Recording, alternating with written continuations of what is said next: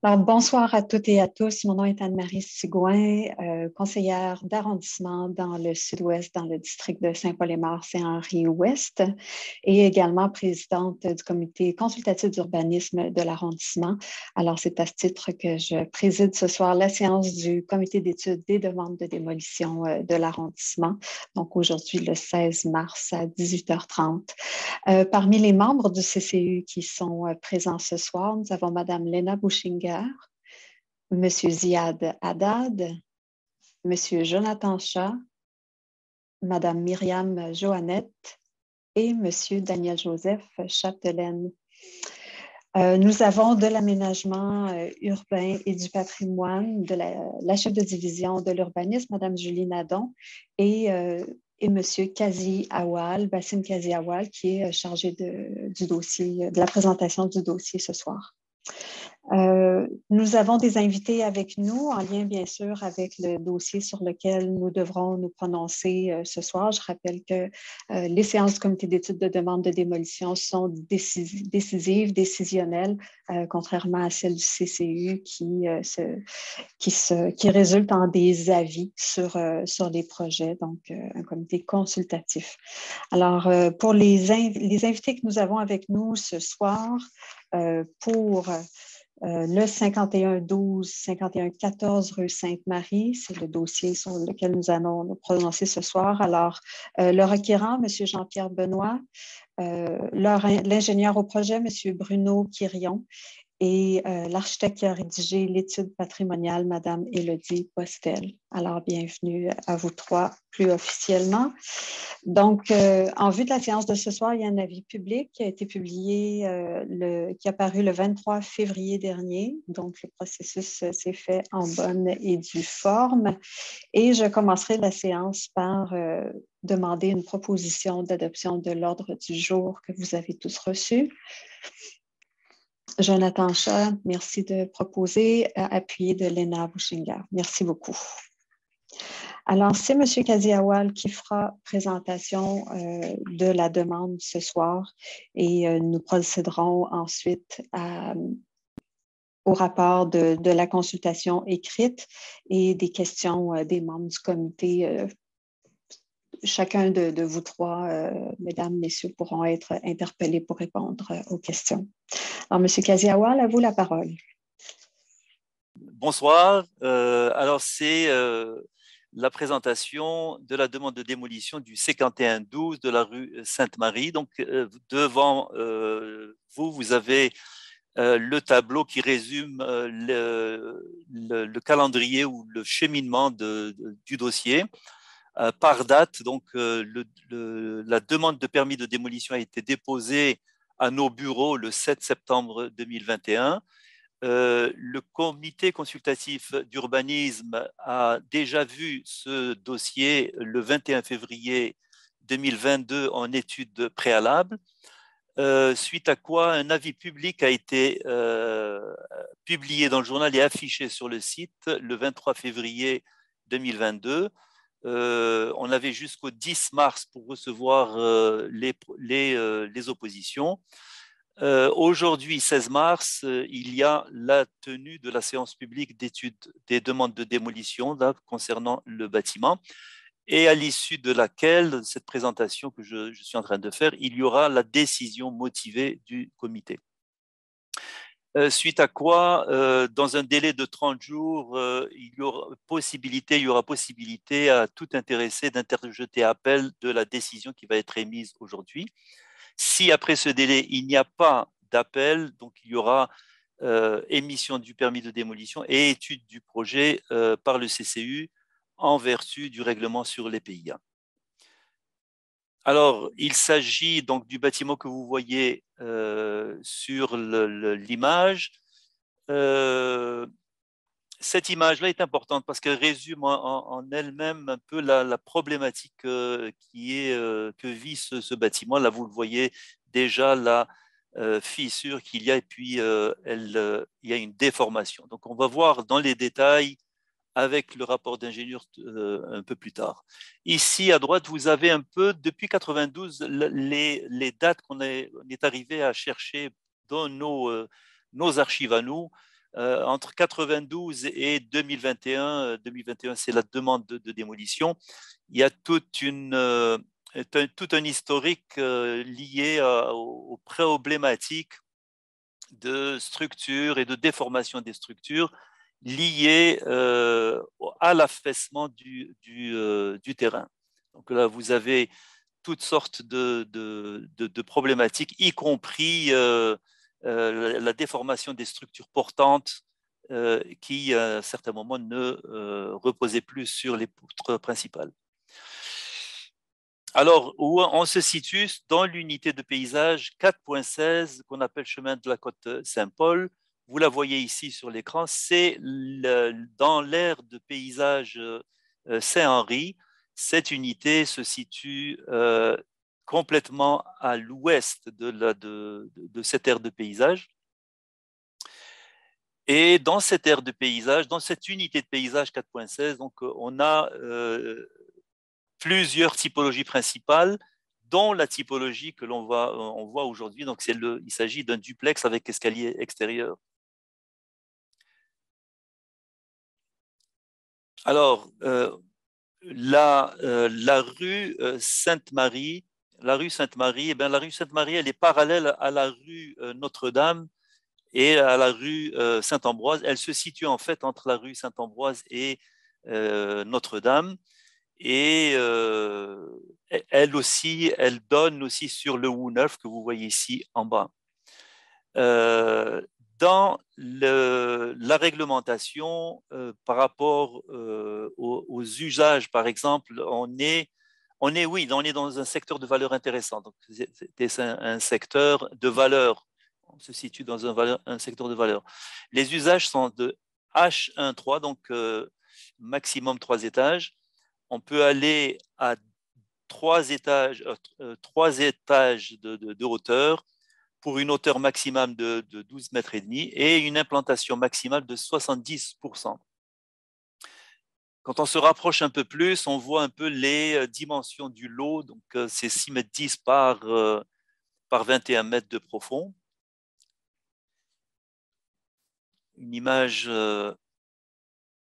aérienne où on voit un peu aussi la situation du Wou-Neuf qui est juste à l'arrière. Le certificat de localisation, oui, là on remarque déjà que c'est dérogatoire puisque l'escalier, vous voyez, il est en dehors du lot, donc il empiète sur le domaine public. Alors, de part et d'autre de ce bâtiment, il y a le bâtiment de gauche qui a été rénové en 2007. Donc, on a refait ses fondations.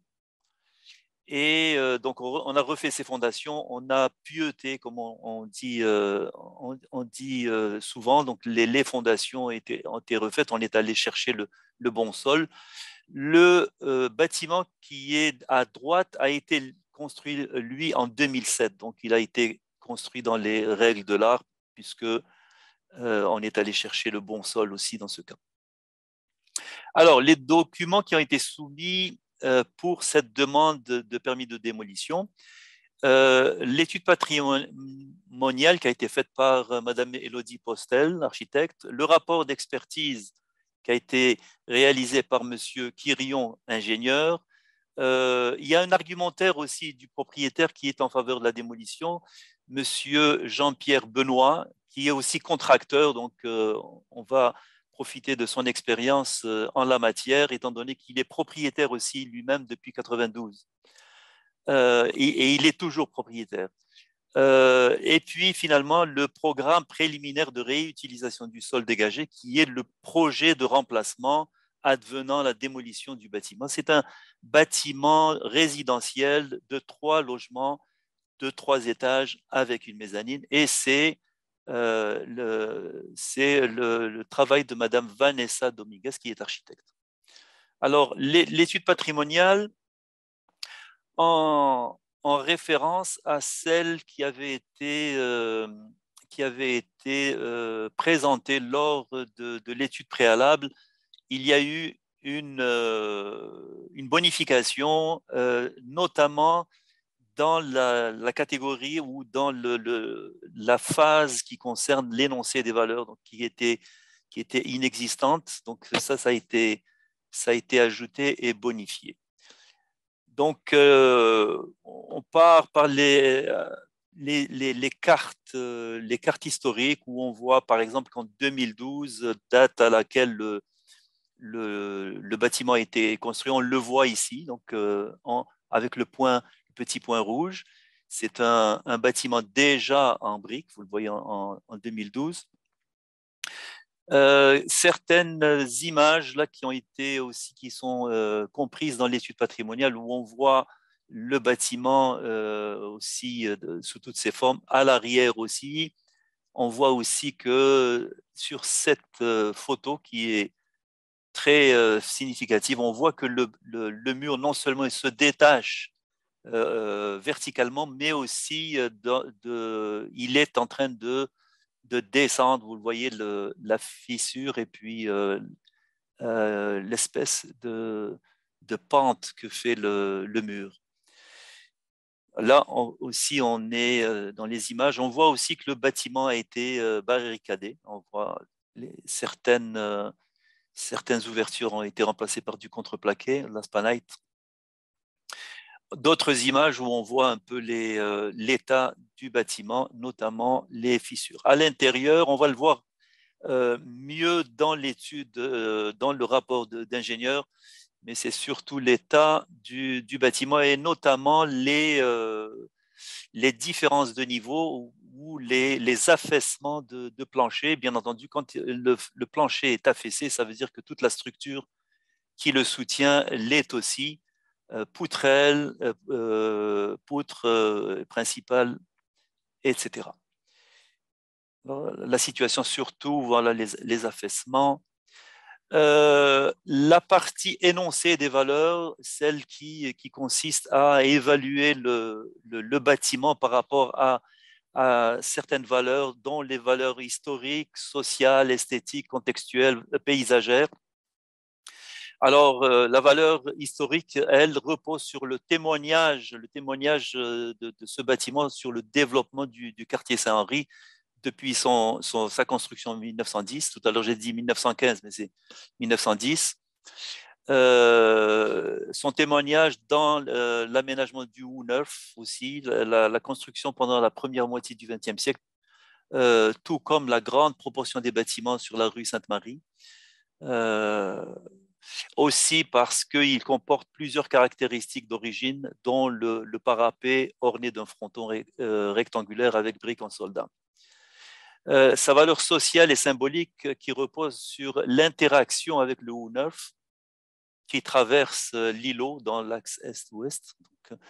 Sa valeur esthétique, donc sa contribution au front bâti sur la rue Sainte-Marie, son apparence typique d'un duplex avec escalier extérieur montréalais.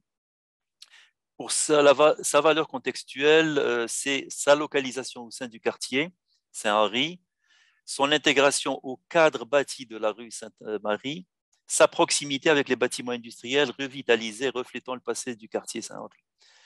En ce qui concerne sa valeur paysage, c'est essentiellement la présence du Ou-Neuf, étant donné que la partie arrière du lot donne sur le Ou-Neuf, la proximité du parc Gadebois, et la marge de recul profonde du lot qui permet de profiter d'une cour arrière plus intime. Donc, la synthèse de toutes ces valeurs, c'est que l'intérêt patrimonial du bâtiment repose sur son interaction avec le Ou-Neuf, son témoignage du développement du quartier depuis sa construction en 1910 et son intégration au cadre bâti sur la rue Sainte-Marie.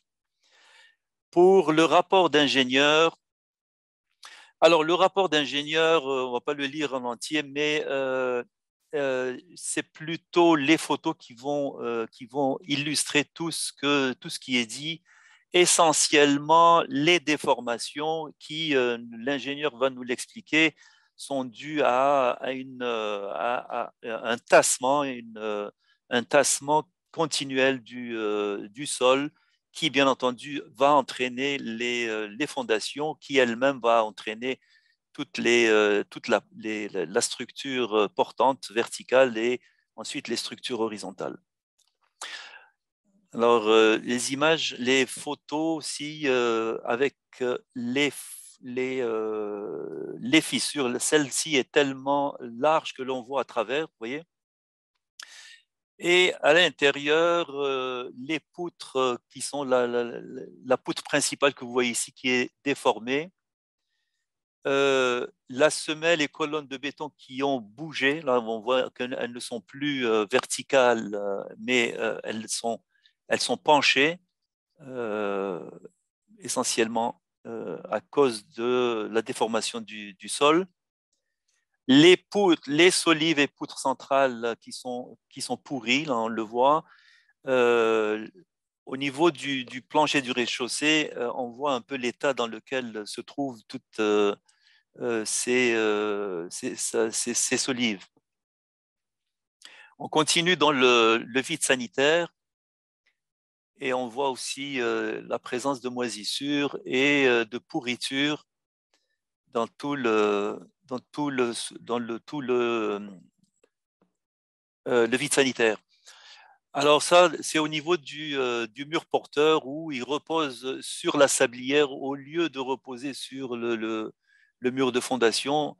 Et là, ça finit par se déformer, d'où les poutrelles qui cèdent et qui entraînent le plancher. Donc voilà, on a des photos un peu plus rapprochées du problème.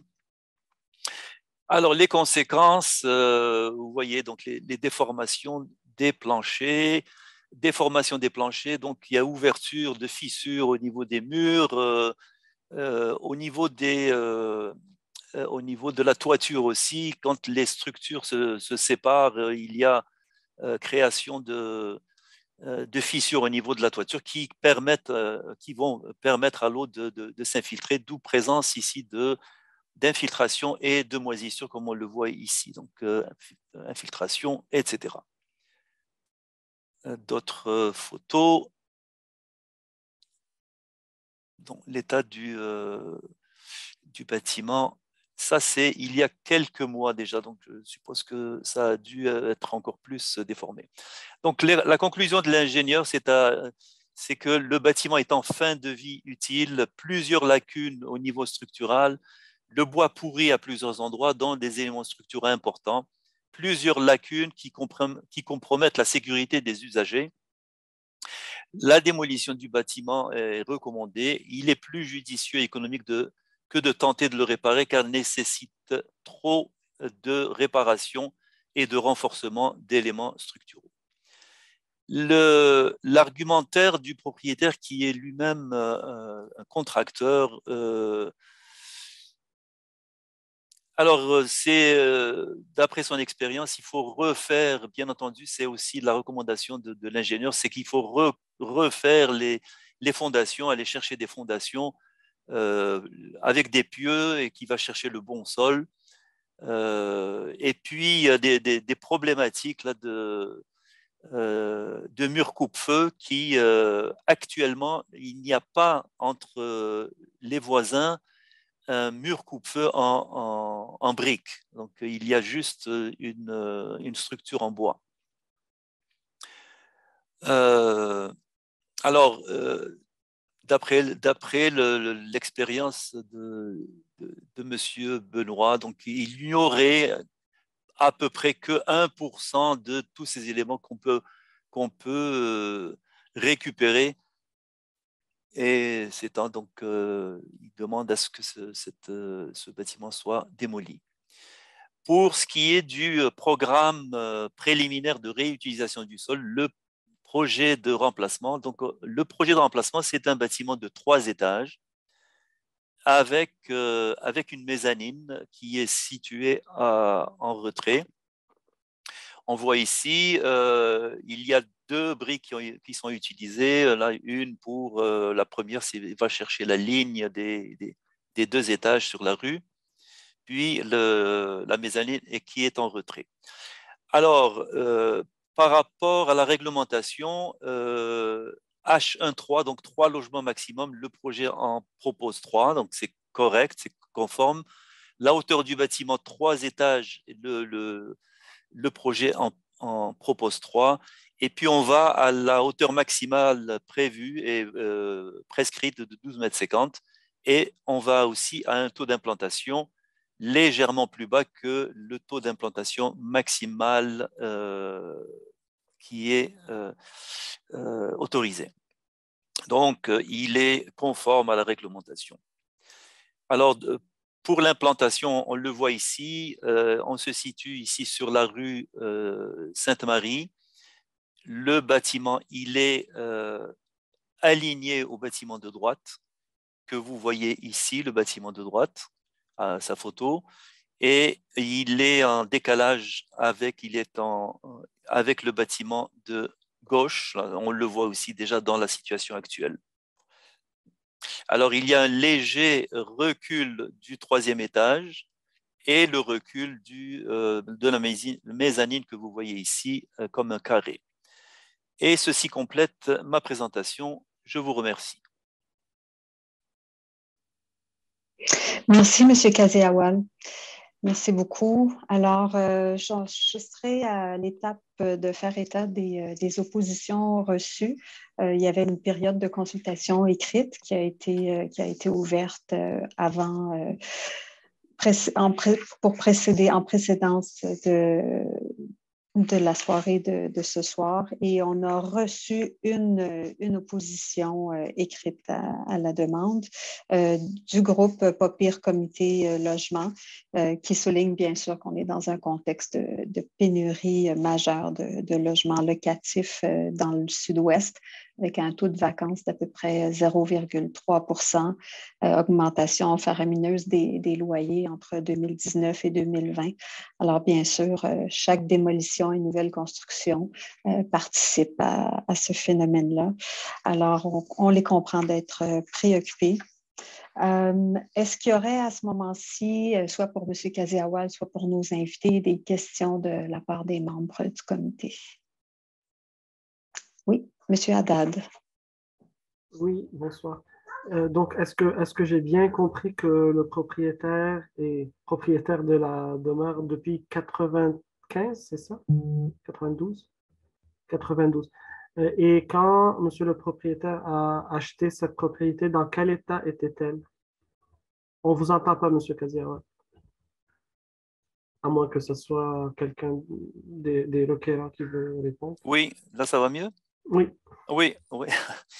Donc, oui, le propriétaire qui est présent aujourd'hui a acquis cette propriété en 92, et je vous l'avais montré un peu tout cet historique-là de...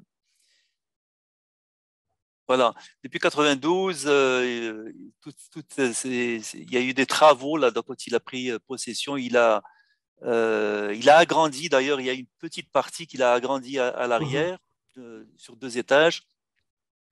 Il a réaménagé les logements, il a remplacé la brique en avant et en arrière. Cette brique n'est pas une brique d'origine, hein, elle a été remplacée en 92.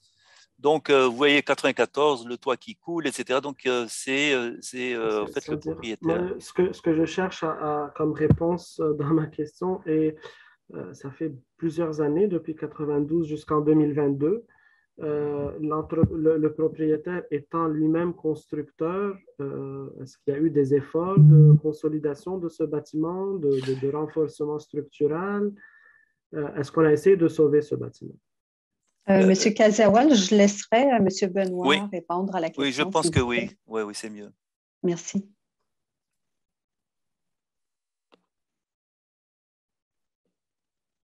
Monsieur Benoît, votre micro est fermé, je crois. Maintenant, vous m'entendez? Oui, c'est parfait, merci. Bon, c'est bien. Écoutez, c'est ça. Nous, quand on a acquis la propriété, on a fait des travaux pour l'améliorer parce que c'était, on peut dire, un peu à l'abandon. On a fait des travaux pour pouvoir la louer, évidemment. L'objectif, c'était de faire une location. On l'a loué. On l'a gardé pendant 30 ans. Il y a eu, juste à côté, la bâtisse de droite, c'est un terrain vacant qui a été vacant longtemps. Je sais que l'autre voisin d'à côté avait des problèmes aussi de sol, moi aussi. Quand on a acheté la maison, encore aujourd'hui, il n'y a pas de solage entre mon vide sanitaire et le vide sanitaire du voisin. Quand on a dit le voisin de gauche, il y a une rénovation en 2007, ce n'est pas en 2007, c'était rénové, c'est en 2020. Et No Gosselin est venu faire des fondations en façade et à l'arrière. Je vais faire juste un résumé un peu de gros chaud de ça. En façade et à l'arrière, il n'a pas fait de fondation sur le côté. Ma surprise a été que c'est carré de bois sur carré de bois qui est le mitoyen entre le voisin et moi. Lorsque le permis a été accordé pour la rénovation majeure, quand on dit une rénovation, ça a été majeur.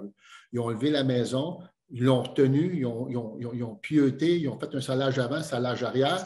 Ils n'en ont pas fait sur le côté. Encore aujourd'hui, je peux aller par mon vide sanitaire dans son vide sanitaire.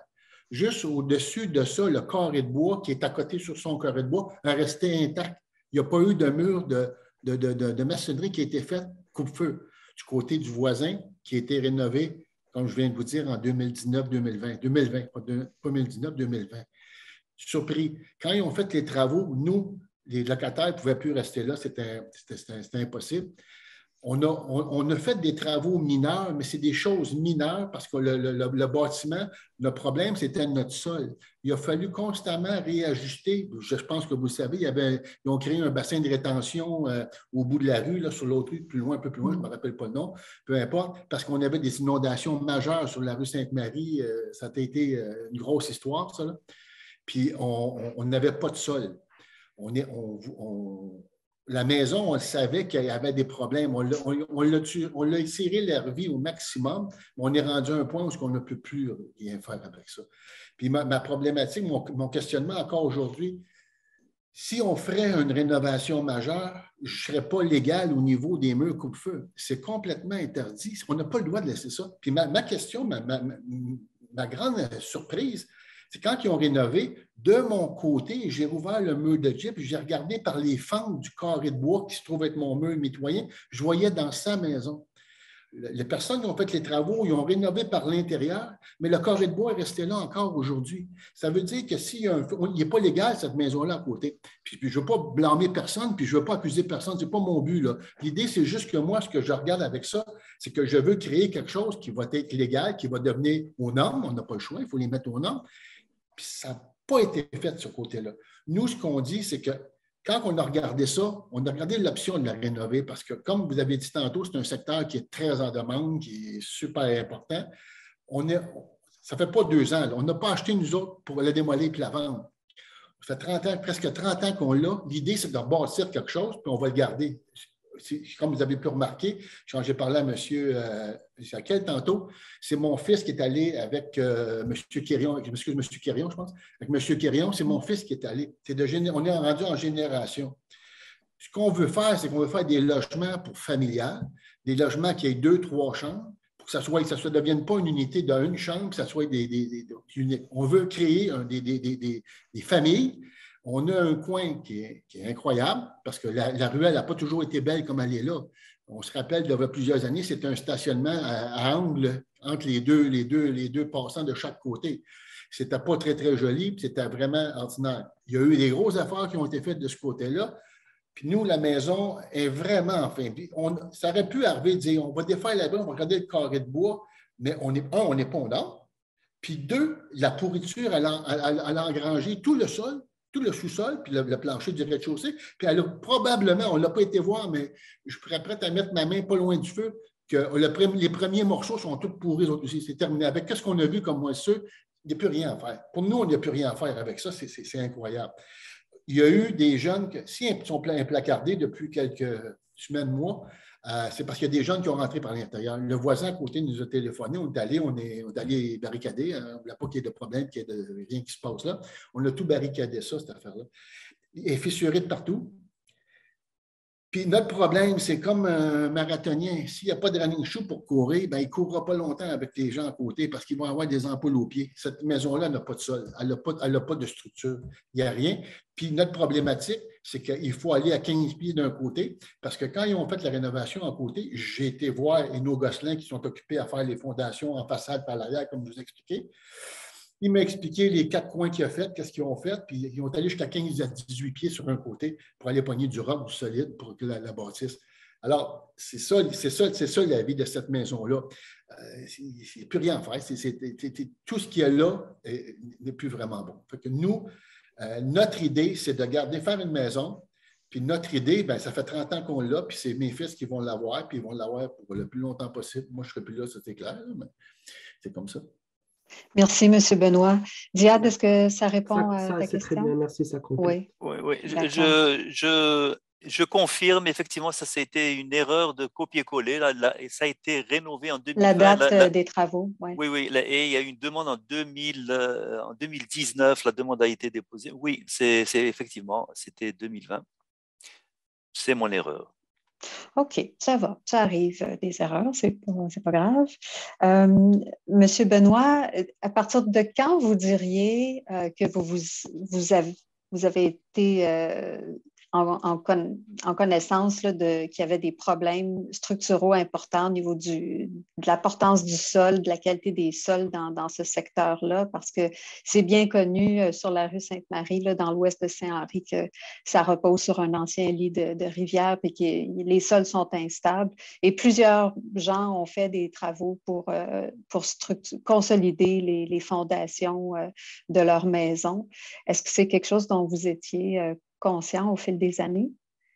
À un certain moment, on s'en est rendu compte, certain, parce que même que de l'autre côté de la rue, il y a la ruelle Yamaska, l'ancienne ruelle Yamaska. Maintenant, il y a des roches là, qui empêchent les voitures de traverser de Sainte-Marie à Notre-Dame. La deuxième ou troisième maison, écoute, on se mettait en avant sur le trottoir et on voyait les portes qui avaient un 45 dans le cadrage de porte. C'est clair qu'il y avait des problèmes là. Tu sais. Il y a eu un feu il y a, je ne pourrais pas dire le nombre d'années exactes, peut-être un 7-8 ans. Il y a déjà eu un feu à une maison ou deux maisons à côté. Puis les pompiers, on a jasé quand j'avais été voir ce qui s'était passé. Les locataires avaient appelé, on avait été voir ça, puis ils nous avaient fait sortir, mais nous, on n'a pas été touchés vraiment, ça n'a pas été majeur. On le savait, mais que voulez-vous faire? Là, on est dans une situation où on ne peut pas sortir les locataires.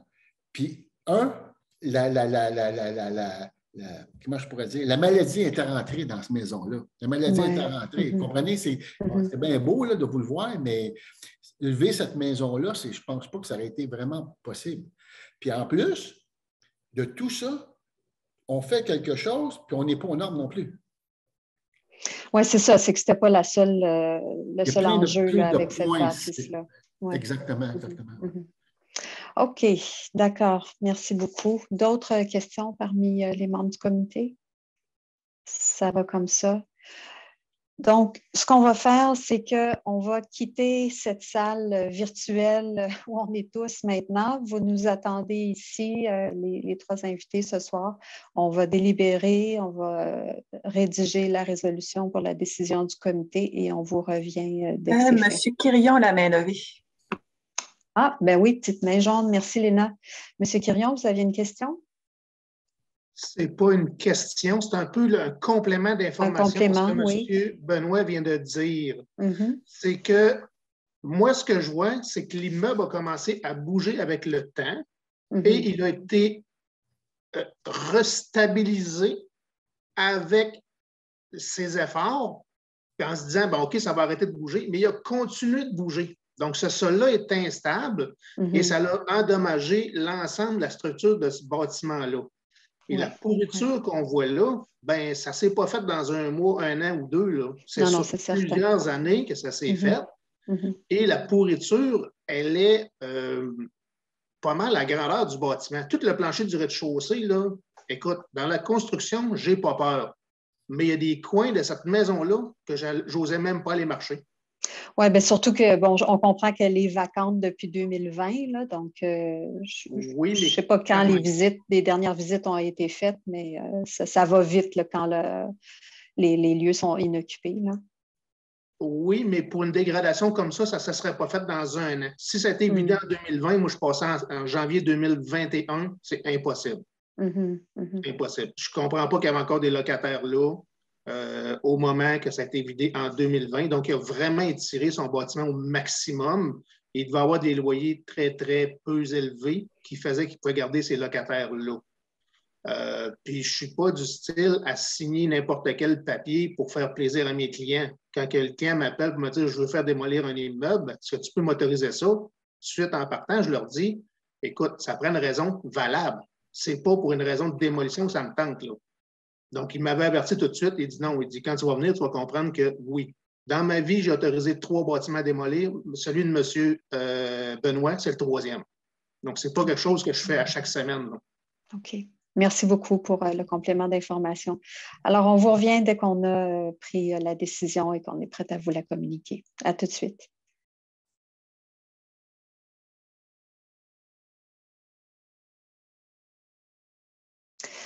Voilà. Alors, le comité est prêt à rendre sa décision qui vous est communiquée par la résolution dont je vais faire la lecture ici. Alors, concernant le 5112-5114 rue Sainte-Marie, attendu qu'un avis public est paru dans le Journal de Montréal le 23 février 2022, qu'un avis public a été affiché sur l'immeuble visé et que le comité d'études des demandes de permis de démolition a tenu une séance en visioconférence le 16 mars 2022 à 18h30, offrant ainsi aux propriétaires et à toute autre partie intéressée l'opportunité d'être entendus. Attendu qu'une consultation écrite s'est tenue du 24 février au 10 mars 2022, permettant à toute personne intéressée de se faire entendre conformément aux arrêtés ministériels en vigueur. Attendu que le rapport de la consultation écrite a été transmis à l'ensemble des membres du comité d'études des demandes de démolition. Attendu que le requérant a acquitté les frais requis en vertu du règlement régissant la démolition d'immeubles de l'arrondissement et qu'il a rempli les conditions qui y sont édictées. Attendu que la demande d'étude de démolition a été évaluée en fonction des critères prévus par la réglementation sur les démolitions, soit principalement la valeur patrimoniale, l'état du bâtiment et l'utilisation projetée du sol dégagé. Attendu que les fondations du bâtiment reposent sur un sol instable et ce qui a entraîné un affaissement important de la structure du bâtiment, attendu que l'état du bâtiment requiert des travaux majeurs de consolidation et de rénovation impliquant le remplacement d'une importante partie de ses composantes, ce qui serait considéré comme une démolition au sens du règlement, attendu que l'intérêt patrimonial du bâtiment repose essentiellement sur sa typologie et son témoignage du développement du quartier. Attendu qu'une opposition écrite a été signifiée au secrétaire d'arrondissement dans les délais prescrits de la consultation écrite. Il est résolu d'accorder le permis de démolition pour l'immeuble situé au 5112-5114 rue Sainte-Marie aux conditions suivantes, que soit soumis un plan de disposition et de traitement des matériaux détaillant les opérations de leur valorisation, qu'une demande de permis de construction conforme à la réglementation soit déposée à l'arrondissement pour la construction d'un nouveau bâtiment sur ce site et qu'une résolution soit approuvée en vertu du règlement sur les plans d'implantation et d'intégration architecturale par le conseil d'arrondissement avant l'émission du permis de démolition. Et enfin, que les travaux de démolition soient terminés dans les 24 mois suivant la date de la prise d'effet de la décision du présent comité. Après l'expiration de ce délai, cette décision sera nulle et sans effet. La résolution a été adoptée à l'unanimité. Donc, voilà, c'est ainsi que se termine notre séance ce soir. Alors, bonne continuation, Monsieur Benoît. La prochaine étape, comme vous le comprenez, c'est la demande de permis, le passage devant le comité consultatif d'urbanisme et ensuite que le tout soit approuvé par le conseil d'arrondissement. Alors, voilà, bonne aventure. C'est un gros projet que vous avez devant vous. Merci de proposer la levée de la séance également. Oui. Léna, tu proposes la levée, appuyée de Ziad. Parfait. Merci beaucoup. Merci aux membres. Merci. Aux gens de l'arrondissement. Oui, M. Benoît? Ah, votre micro est fermé.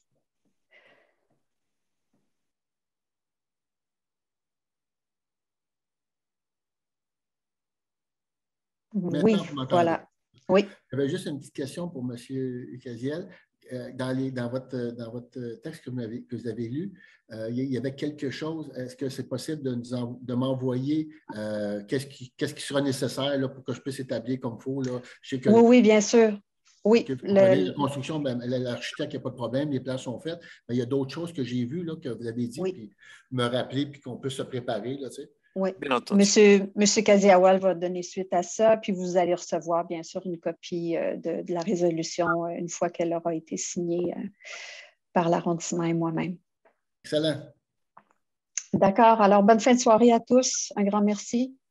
Bonne soirée, Madame Bonne fin de Sigouin. soirée. Au revoir. Bonne journée de printemps Merci. demain. Oui. Bonne soirée, tout Merci, le au monde. revoir. Au revoir. Au revoir. Bonne soirée. Merci.